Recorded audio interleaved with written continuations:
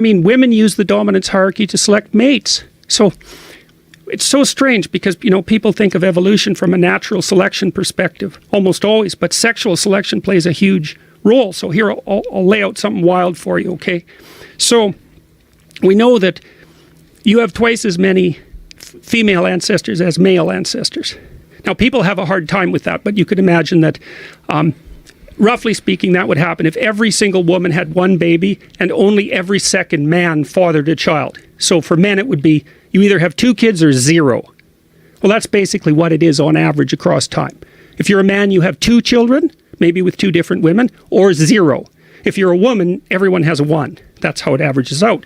So there's more disparity of success among men, and that's very common in the animal kingdom, by the way. Now, the question is, how do women select their mates? Now, unlike female chimps, female humans are choosy maters. Female chimps will mate with any chimp. They go into heat, they'll mate with any chimp. The dominant males are more likely to mate with them, but that's because they chase away the subordinates. It's not because the females exercise choice. Human females exercise choice. And that's one of the things that differentiated us from chimpanzees. But how do they do it? Well, they look at the male dominance hierarchy. And that's where the men are competing. Now, you could say they're competing for power, but that's a pretty corrupt way of looking at it. Like, they're competing for, let's say, influence. They're competing for leadership. And so, in some sense, the people at the top of the hierarchy, if their men are elected by the other men. Now, I know there's brutes and there's predators and all of that, but I'm talking on average across time.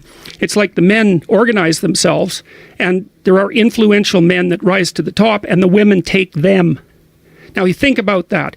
What that means is that over the millions of years that a dominance hierarchy with those properties existed, so let's say since we split from chimps, let's say that's 6 million years, that means that the male dominance hierarchy is the environment that pushes the mating male to the top. So that means the male that's most likely to take precedence in the male dominance hierarchy is the one most likely to leave a genetic contribution. So that means that the male dominance hierarchy is a selection mechanism mediated by the female. So what that means is that as we've moved forward through 6 million years of time, men have become more and more well adapted, not only to the presence of the male dominance hierarchy, but to the ability to move up it. And that's the central spirit, you could say, in some sense. That's the central spirit of the individual. The individual is the thing that can move up dominance hierarchies. It's the thing that's at the top. It's the eye at the top of the pyramid. And it's been selected for. And then what's happened is that we've watched, so we get better and better and better for biological reasons, culturally mediated, at figuring out how to climb across a set of dominance hierarchies so we can leave a genetic contribution. That's what's happened to human beings. Now imagine that that's happened for 6 million years. So now imagine that we started to watch that, because we're curious creatures. We're always trying to figure out who we are. And then as we watched that, we started to tell stories about what the people who could climb the hierarchies were like. Those were heroes.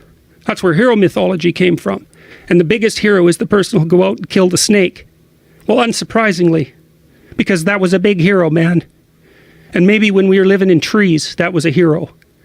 So the big hero is the person who goes out, slays the dragon, gets the gold, brings it back to the community and distributes it. He's also the person most likely to go up the dominance hierarchy.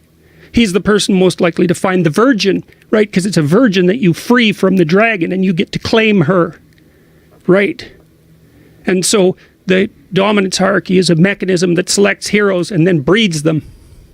And so then we watch that for 6 million years. We start to understand what it means to be the hero. We start to tell stories about that. And so then not only are we genetically aiming at that with the dominance hierarchy as a selection mechanism mediated by female choice, but our stories are trying to push us in that direction. And so then we say, well, look, that person's admirable. Tell a story about him. And we say, this person is admirable. Tell a story about him. And this person is admirable. And at the same time, we talk about the people who aren't admirable. And then we start having admirable and non-admirable as categories. And out of that, you get something like good and evil. And then you can start to imagine the perfect person. That would be not only so, it would be you take 10 admirable people and you pull out someone who's meta-admirable. And that's a hero.